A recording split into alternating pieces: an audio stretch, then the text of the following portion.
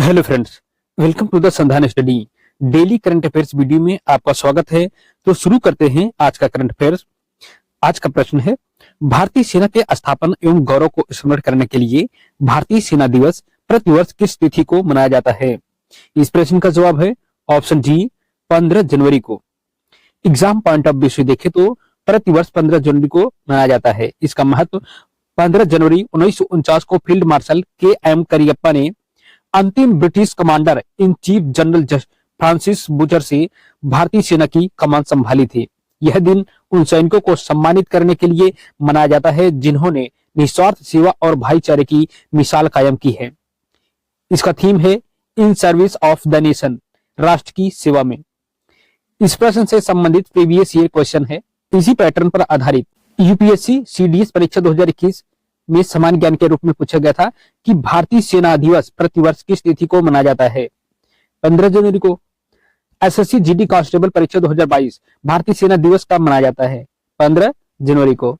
UP police SI परीक्षा 2023 में भी पूछा गया है, निम्नलिखित में से किस तिथि को भारतीय सेना दिवस मनाया जाता है। तो 15 जनवरी को। आरआरबी एनटीपीसी परीक्षा 2021 में भी पूछा गया है, भारत में भारतीय सेना दिवस किस दिन मनाया जाता है। तो उत्तर 15 जनवरी। नेक्स्ट क्वेश्चन है, महिलाओं तथा नाबालिग लड़कियों की सुरक्षा को सुदृढ़ करने के उद्देश्य से अक्का पाडे योजना को हाल ही में किस राज्य सरकार द्वारा स्वीकृति प्रदान की गई है। इस प्रश्न का जवाब है option A Karnataka.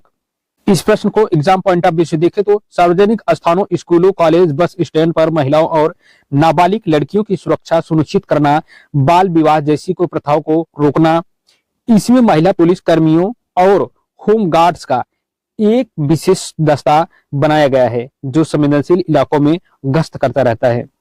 Next question है, सड़क दुर्घटनाओं के प्रति जागरूकता बढ़ाने के उद्देश्य से राष्ट्रीय सड़क सुरक्षा सप्ताह 2026 आयोजन 11 जनवरी से किस तिथि तक किया जाएगा। इस प्रश्न का जवाब है ऑप्शन बी 17 जनवरी तक।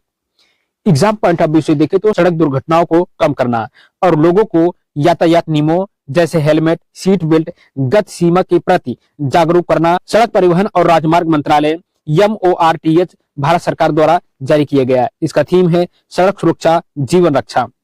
वर्तमान में सरकार सड़क सुरक्षा सप्ताह के साथ साथ पूरे जनवरी माह 1 से 31 जनवरी को राष्ट्रीय सड़क सुरक्षा माह के रूप में भी मना रही है। इस प्रश्न से संबंधित PYQ है, भारत में राष्ट्रीय सड़क सुरक्षा सप्ताह किस मंत्रालय द्वारा आयोजित किया जाता है। तो यह प्रश्न SSC CHSL वर्ष 2021 में पूछा गया है।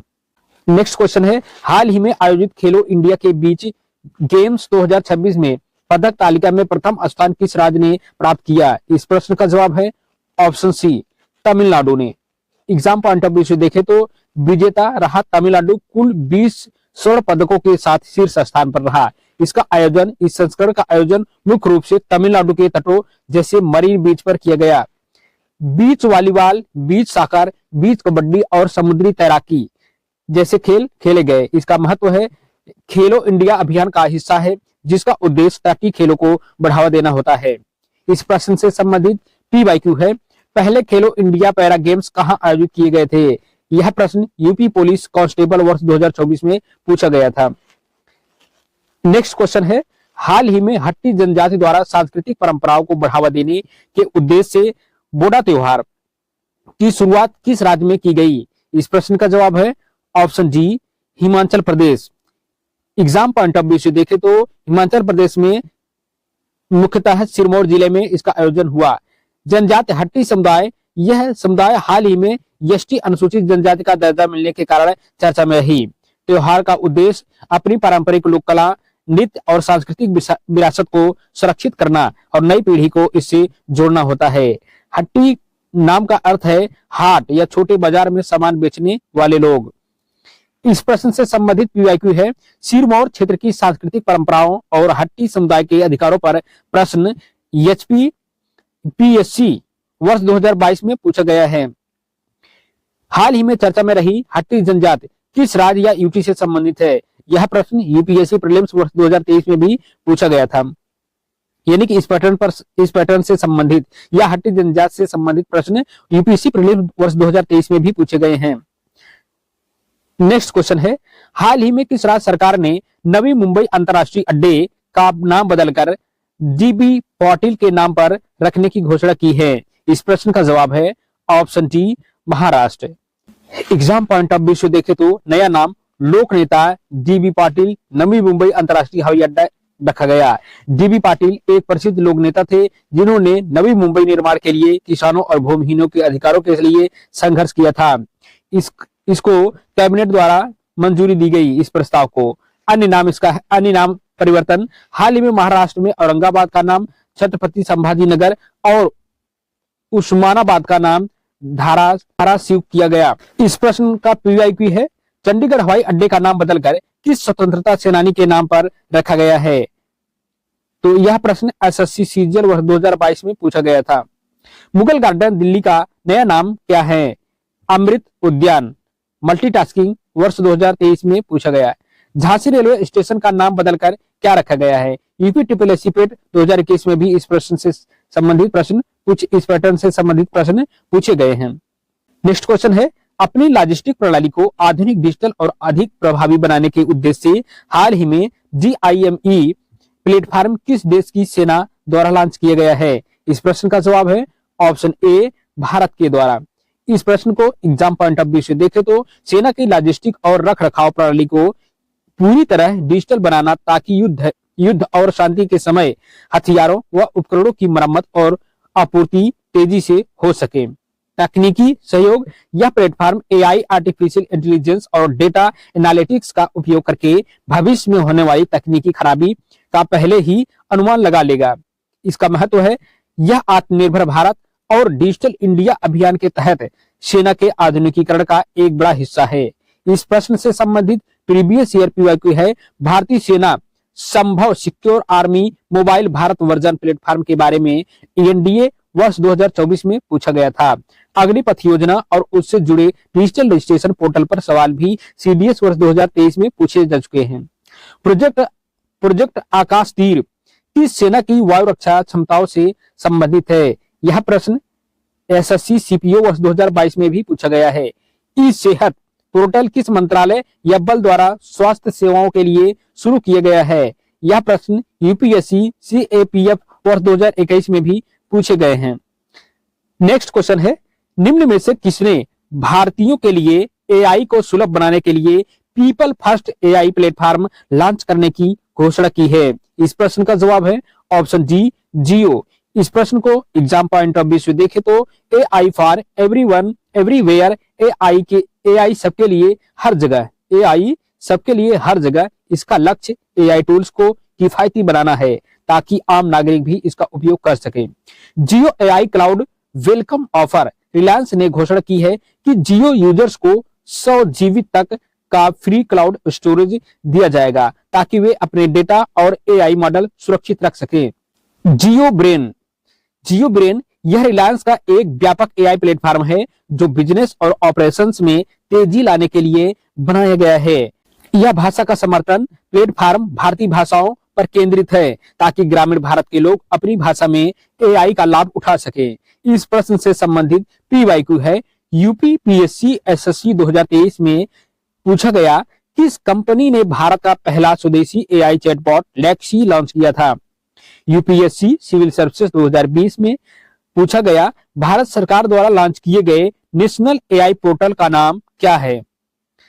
नेक्स्ट क्वेश्चन है, निम्न में से किस देश में कॉमनवेल्थ के स्पीकर्स और प्रिसाइडिंग ऑफिसर्स के 28वें सम्मेलन का आयोजन किया जाएगा? इस प्रश्न का जवाब है option A, Bharat.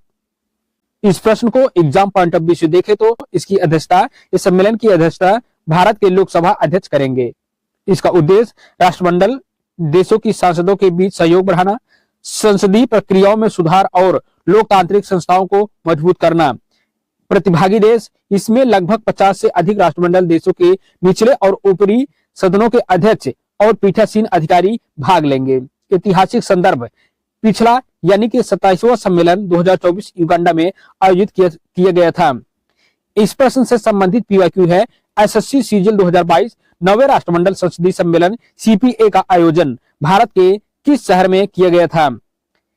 UPSC state PSC 2020 में पूछा गया क्वेश्चन, कॉमनवेल्थ का मुख्यालय कहाँ स्थित है? नेक्स्ट क्वेश्चन है, हाल ही में 25वें अखिल भारतीय प्रमुख बंदरगाह सांस्कृतिक समारोह का आयोजन किस राज्य में किया गया? इस प्रश्न का जवाब है ऑप्शन सी, ओडिशा में। इस प्रश्न को एग्जाम पॉइंट ऑफ व्यू से देखें तो पारादीप बंदरगाह प्राधिकरण पीपीए ओडिशा में इसका आयोजन किया गया। इसमें प्रतिभाग लेने वाले भारत के सभी प्रमुख 12 बंदरगाहों के सांस्कृतिक दलों ने इसमें भाग लिया। बंदरगाह समुदाय की कला, संगीत और सांस्कृतिक विविधता का समर्थन करना इसका उद्देश्य रहा है।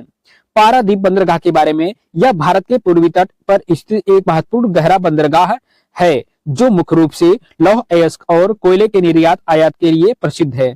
इस प्रश्न से संबंधित पीवाईक्यू है, एसएससी सीजीएल 2022 में पूछा गया प्रश्न, भारत का कौन सा बंदरगाह ज्वारी बंदरगाह टाइडल पोर्ट के रूप में जाना जाता है? यूपीएससी ज्योग्राफी का क्वेश्चन पूछा गया, पारादीप बंदरगाह किस नदी के डेल्टा पर स्थित है?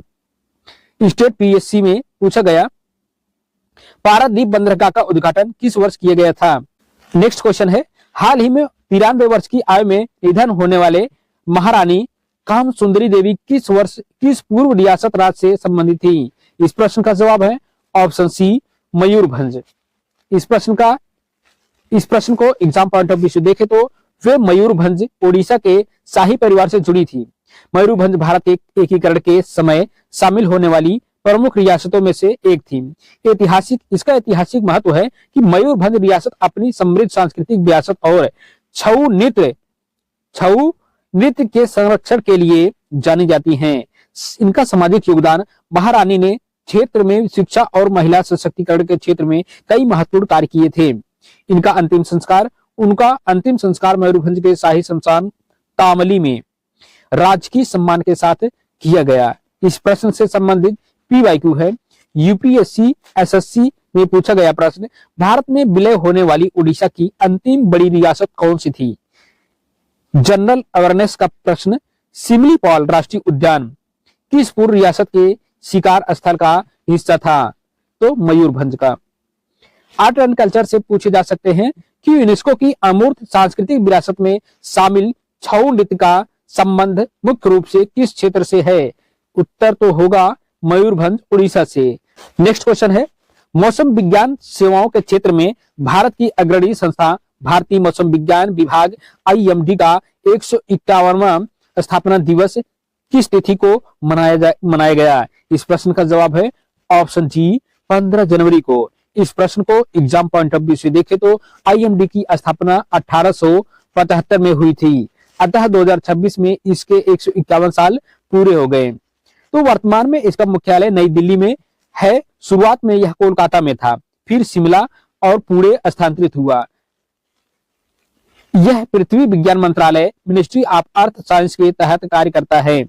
महानिदेशक डीजी और डॉक्टर मृत्युंजय महापात्र, जिन्हें भारत का साइक्लोन मैन भी कहा जाता है। इसका महत्व, आईएमडी चक्रवात, मानसून और भारी वर्षा की सटीक भविष्यवाणी के माध्यम से कृषि और आपदा प्रबंधन में बड़ी भूमिका निभाता है। इस प्रश्न से संबंधित पीवाईक्यू है, एसएससी सीजीएल 2021 में पूछा गया प्रश्न, भारतीय मौसम विज्ञान विभाग आईएमडी का मुख्यालय कहाँ स्थित है? तो नई दिल्ली में स्थित है। यूपीएससी स्टेट पीएससी आईएमडी द्वारा जारी की जाने वाली ऑरेंज अलर्ट का क्या अर्थ है?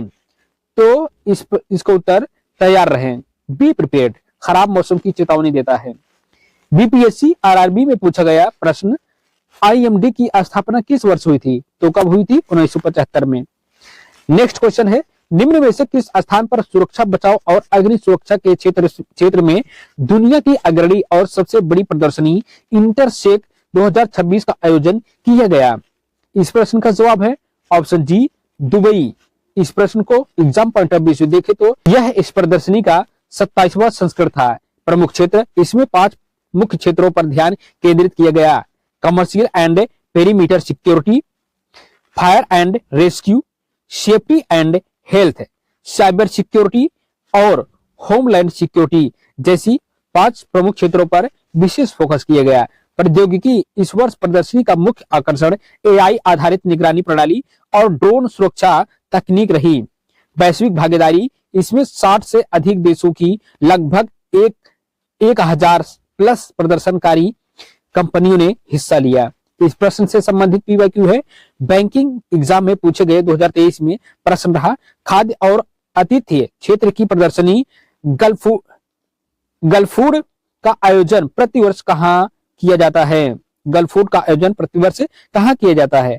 तो दुबई। एसएससी डिफेंस में पूछा गया प्रश्न, हाल ही में विश्व सुरक्षा प्रदर्शनी का आयोजन किस देश में किया गया?